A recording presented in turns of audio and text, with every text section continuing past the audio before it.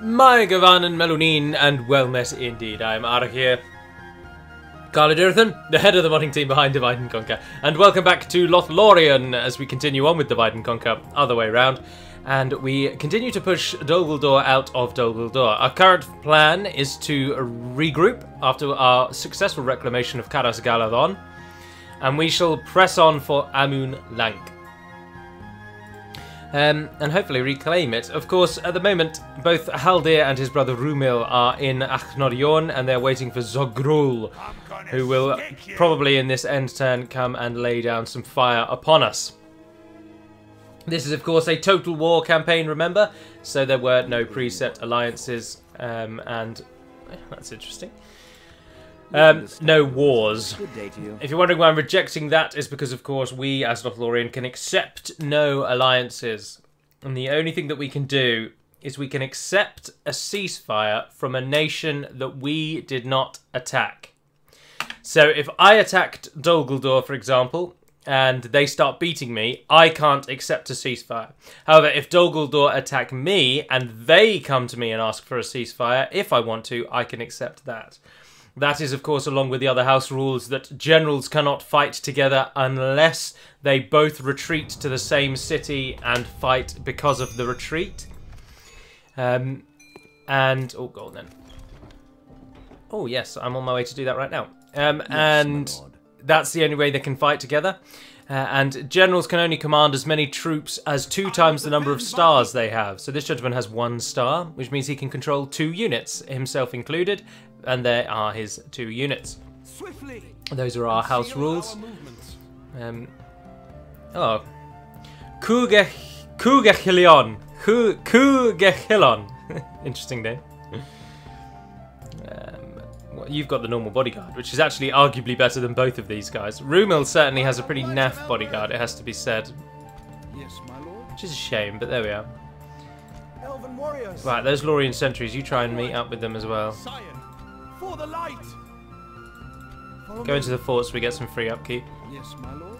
Be vigilant. Lord Celeborn can control 14 units, which is around here somewhere. In fact, it is that one right there, so he's got quite a long way to go yet. And indeed, the troops we're sending to him won't affect that. You've got a little bit of money, so you there, head up there and build me a watchtower, just get some sight range. And Haldir is... Unfortunately, Haldir has a very good bodyguard if he has an army to support him, and an awful bodyguard if you're really relying on him to do the killing. Which is always a bit of a pain. We must give up the road. Rumil, of course, has the Gurthinen, so again, Rumil is exactly the same as Haldir. If there's someone to support him, he's alright. If he stands alone, he's not going to do too much, unfortunately. Right, the plan now is actually to try and hold these regions. We don't want them to go into enemy hands. So all we can try and do is stimulate growth. But, I mean, a builder's hall is probably a good idea. Or we can try and train another unit. But we're waiting to retrain those anyway. We can't train anything anyway. So, can we build something back here that maybe is a bit more useful? Yes, Lim here, which is a key recruitment place for us at the moment. Well, if that gets the blacksmith there, Lim here loses out, but that's okay. I'd love Rose, but that's a lot of money. We'll go with a grain exchange for now. And Lothlórien, yeah, just wait on your low tax rate. Everyone moving in. Yes, my lord. Oh, I didn't do that on that turn, did I? In answer to the recent poll on the Ardenaim video that requested your opinion as to whether or not the campaign should come to a close, or whether you feel the campaign can continue, and we just hope that we do all right. Well, the ayes have it. 630 people at the time of recording this, which was 10 past 6 on Thursday, the 2nd of August, in the evening. 630 people had voted. 338 said to carry on, and 292 said to stop.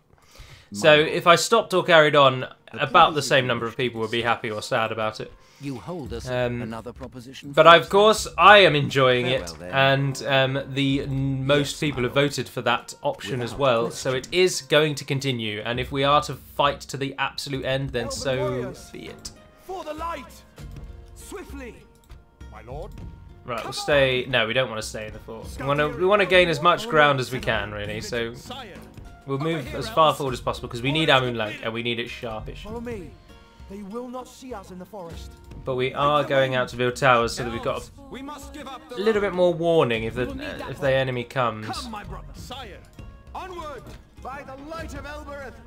But I am going to send Haldir and Rumil out alone. Orders complete. Elves, stay alert. Because why not? He cries, knowing it's a bad idea, but sod it. How much money are we making? Oh, hardly any. We're losing money, in fact, now that Haldir is left there. But why? Haldir doesn't... Oh, no, it's because they were in the fort. So this is the last turn that we're going to get money. So you give us 40, so we might as well go for you. Yeah. Be wary. Onward! Swiftly! Scout the area. There's the target. We can't see it yet. We can't see it yet. We need to get rid of Amun Lank. Dol Guldur. We need to get rid of Dol Guldur. They need to go. If you are interested, which many of you will be, but many of you will already know anyway, but Amun Lank means the bare hill or naked hill, and is called that because before it fell to the necromancer and his lackeys, it was marked by just being a hill in southern Mirkwood that had no trees atop it. It was barren, it was empty, it was, say it with me now, naked. Hence the name. We're doomed! Form up! And that is, of course, what the elves would call it once Dol Guldur goes. Now, Dol Guldur means hill or head of sorcery, and head is in the geographical feature, not head of a thing. Oh, that is such a pathetic army, and yet he's probably still going to lose. Yeah. There's still time to save our people. It's a shame. And so it means sorcery, Guldur. Or what it really means is it literally translates to dark knowledge. It doesn't. Sorcery isn't in of itself a word, but made up of the subparts, as I say, dark knowledge. So I think that's interesting, and that's where the name comes from. All right, we got our leather tanner. We're losing money as expected. Now, Captain Uglur, do we kill him and then nip on, or do we just press straight for Amun Lank? Elven warriors. Yes, my lord. Well, we can't even get there. Follow me. He can. Elves. Yes, my lord. Elves. Follow me. All I'm thinking is, would those be better suited in being in his army? Yeah, because his army is tiny. Elves. Swift for the light. Over here. You'll get there on the next turn. That'll be all right. Dale and Darwin are at war. No way, Rohan. Oh, come off it. Follow me. You bloody backstabbing... they're not backstabbing, they haven't done anything wrong, have they? Follow me. Right, we're losing money, we already lose money, so we're going to go for it.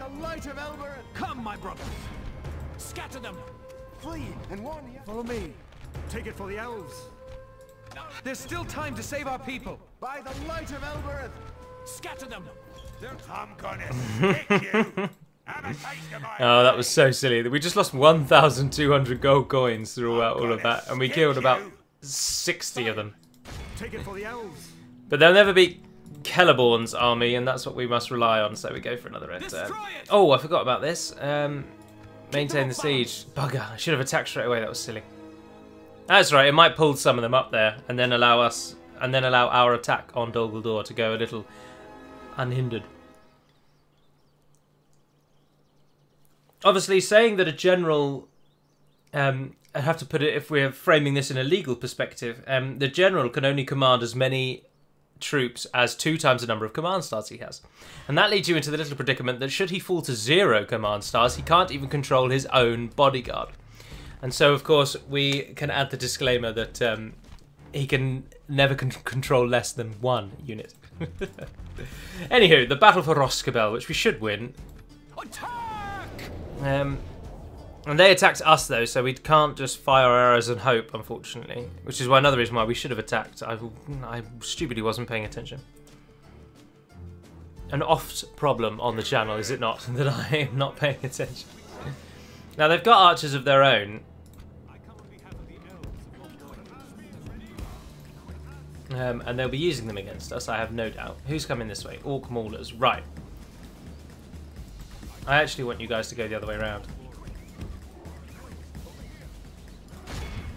Oh, they appear to have bugged out. Brilliant. Let's lose this to our advantage. And shoot the buggers. Every second they delay is a second in our favour.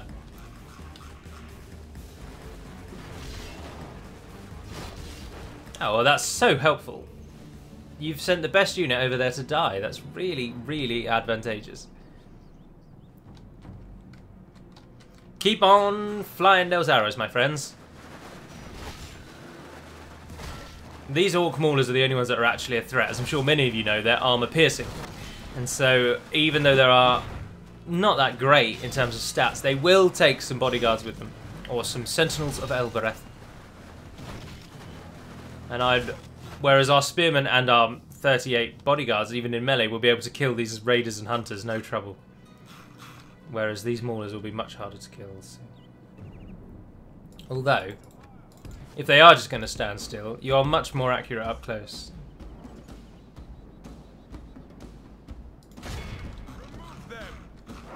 Banner of Lothlórien flies high atop the edge of our generals. There we are, that's much better. How many have we killed so far? 20%!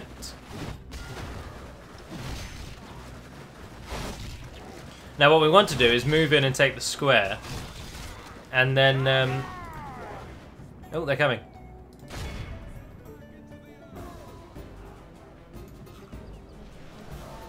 Go for it. Run straight through. Ignore the maulers. Ignore the maulers. Ignore the maulers. That'll teach the cowardly dog to turn tail and run.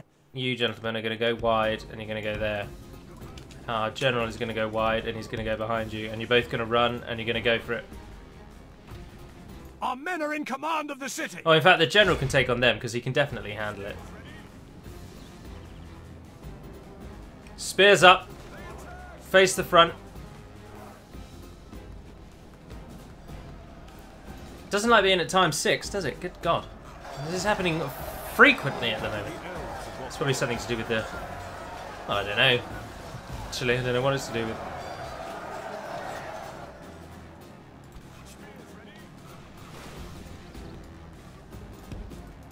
Move out of the way of the direct fire. Oh, they're coming.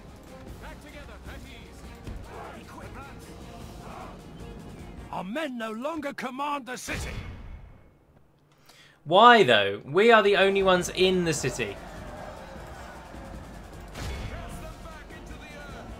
That's a joke. 4 minutes. They don't even have anyone in the square, and we have people beyond the line. Our men are in command of the city. Our men no longer command the city. Something's happening. Something must be getting past every now and then. The enemy are badly bloodied. They have lost half their men. Yeah, they're not going to win. We've only lost 8 or 9 Elbereth Sentinels now, and we've killed almost the entire party of raiders. Our men are in command of the city. Our foe is 42 killed 497. Let all who remember this day. Was it going to be any other way, though? Was there realistically any other outcome? Now, many of you will, of course, know what that is with the upcoming book, which everyone is interested to read. It is, of course, The Fall of Gondolin. Spoiler alert. If you read the Gondolin story and you really, really, really hope for a good outcome, then you'll be disappointed when you read the chapter list and learn that one of the chapters is called The Fall of Gondolin. But hopefully it should be an entertaining read. I certainly think it will. Gondolin is such an interesting city and time period, and just the whole thing around Gondolin is very interesting. This hidden bastion of the forces of the light. Although they don't really call themselves that, do they? That's getting a bit Wheel of Timey. Which is a cracking series as well, might I add. Only on book 2, though. But I'm enjoying it. Right, Roscabel is ours. and has a ridiculously low population, which doesn't help. And it did do exactly what we hoped it might do, and it pulled that army away, By the light of Elbereth, leaving Amun-Lank with a single unit. If only we had a siege unit. No, the Orbs of Misty Mountains are spying on us. We've built our leather tanner, and we're now gaining money. Roscoe has to hold out, though. I'm gonna stick you. Have a taste of my blade. We need to do some raiding tactics to keep the forces of Amun-Lank at bay. So, take it for the elves. we're going to do well, we're going to try and do battles like what you're about to see, wherein I'm going to attack these people, fire as many arrows as I can, and then run away. And of course we lose overall, but we kill many. We must act and halt this turn of events. We might even win, actually, if we can get a large amount of arrow fire off. No, especially if they're just going to go and sit on top of a hill and let us run at them. Run up the hill there, friends. Halt. Fire. Here they come.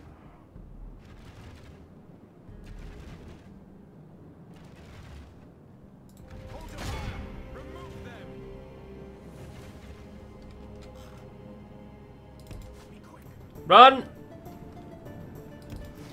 Now we need to go out down that corner. You always retreat behind where you started.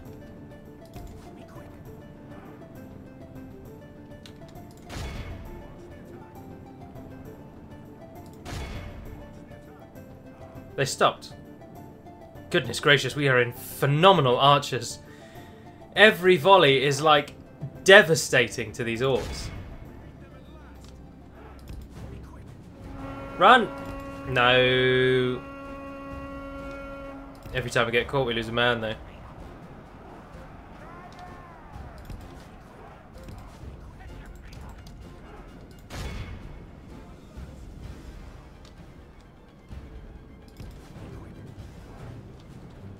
Right, we're going to be going shooting uphill, which won't help, but... Go on, stop again for me, please. Stop again for me. That was so useful when you just let me shoot you. What are we on? 42% of them have died. We've lost 2 people, and well, we must have lost 8 people to lose 23%. That doesn't make sense. Your numbers don't make sense, game. Our men have fought long and are becoming tired.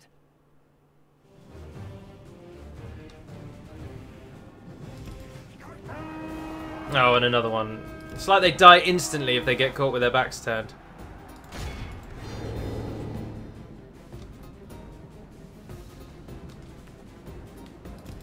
Only half the enemy force remains. No, don't try and fight them. Defeat seems almost certain. Curl up, curl up. Come on, your elves. You can keep going. Look, though, every time we get them in actual combat, though, they really do get us. Although those ones have stopped.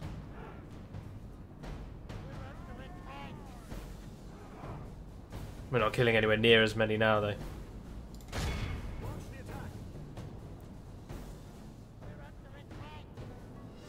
Although, they're letting us kill them. We need to drop them considerably, though, and each volley's only killing about 6 now. And there's not many volleys left.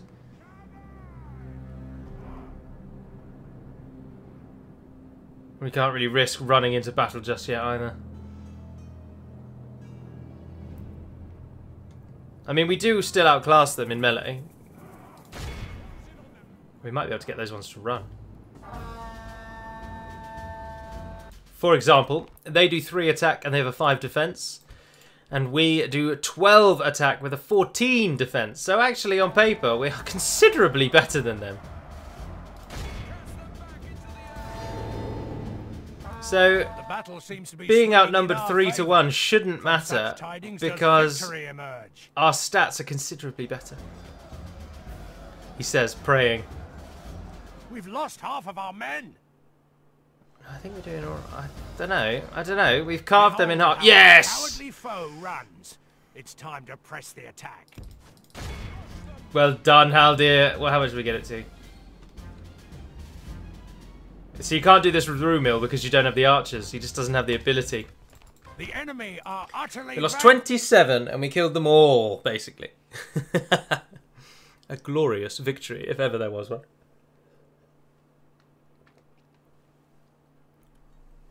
That was only a minor force, though. We need to be killing much bigger forces than that, really. As I'm sure you are all very aware.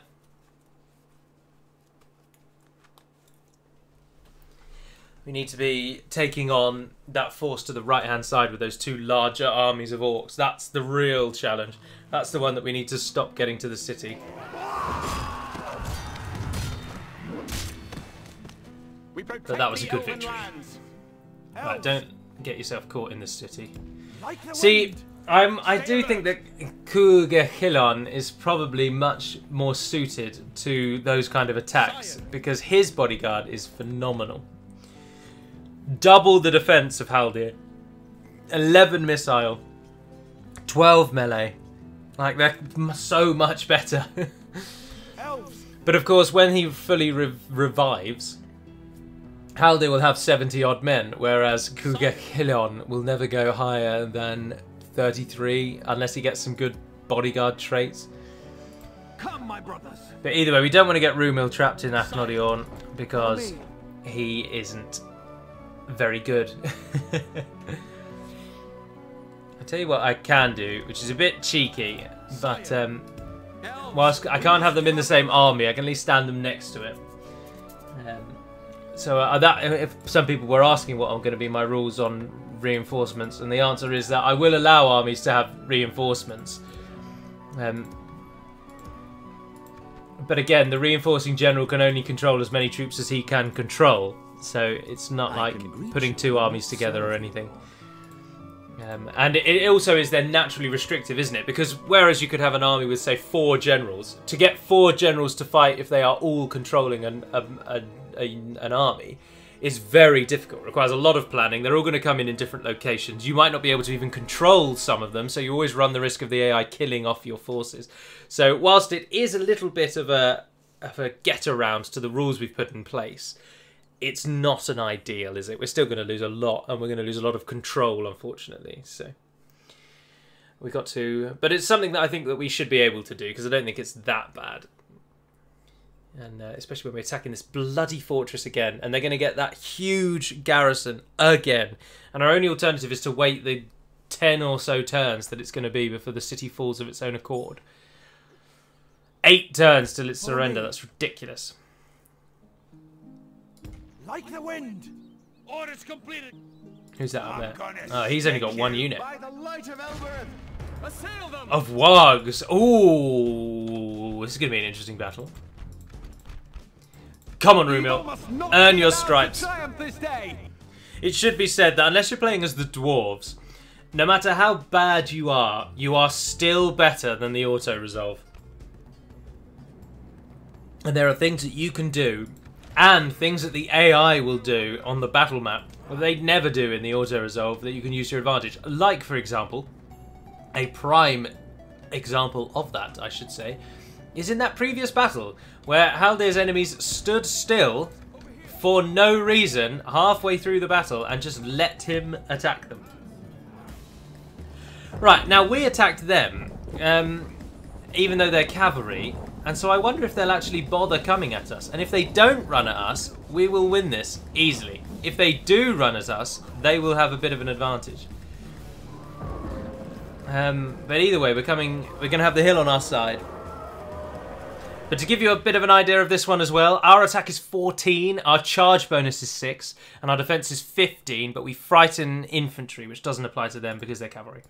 They have a 10 attack, so slightly less, 4 less in fact. Their charge is better, of course, and their defense is less as well. There are 76 of them, whereas there are 65 of us, so we're outnumbered, but we're better. Also, they are camels. And as we are about to see, they have a massive negative penalty when fighting in melee combat. As our two armies meet, we're down to 56. And they immediately lose over a third of their number.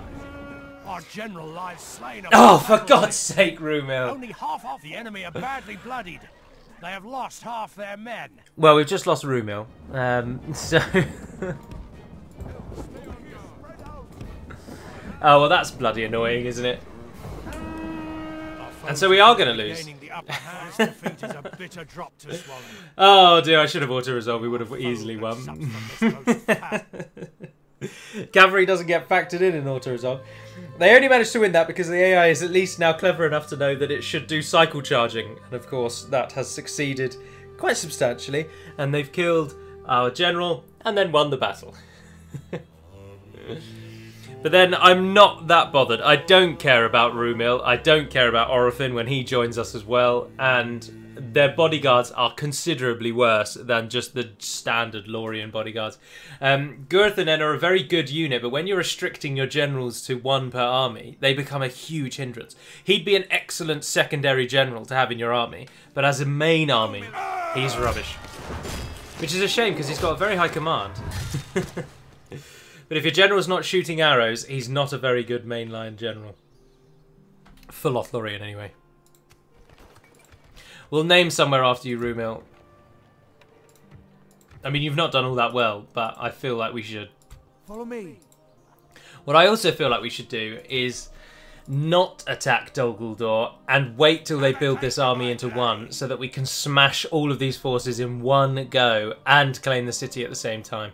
Because I don't want to have to slog through the garrison forces that the city gets. I'm not down with that.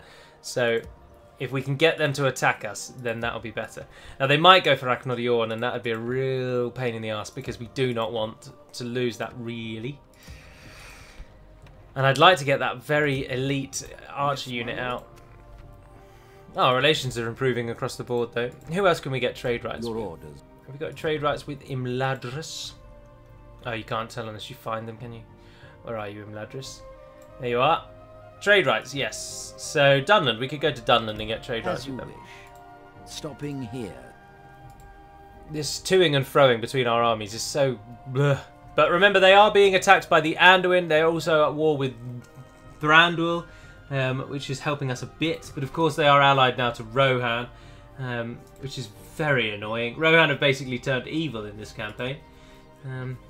But they are also at war with Rune, as well as Lothlórien, Wood and Roman Anduin, so that's interesting. But Dorwinion and Rohan have joined in this. And so I would not be surprised if Rohan attacks us. I really would not be shocked if that happens.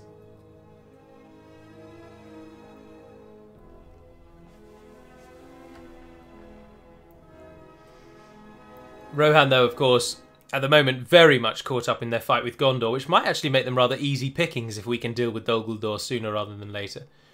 But here we go, let's see what Dol Guldur do. I should say, if Dol Guldur do attack me at Amunlank, which they are unfortunately going to do, I'm afraid that is going to have to be where this episode ends, because I'm very tight for time today. And I've not near got the time to fight it. But they've done exactly what I hoped they would do, formed up everyone into one army.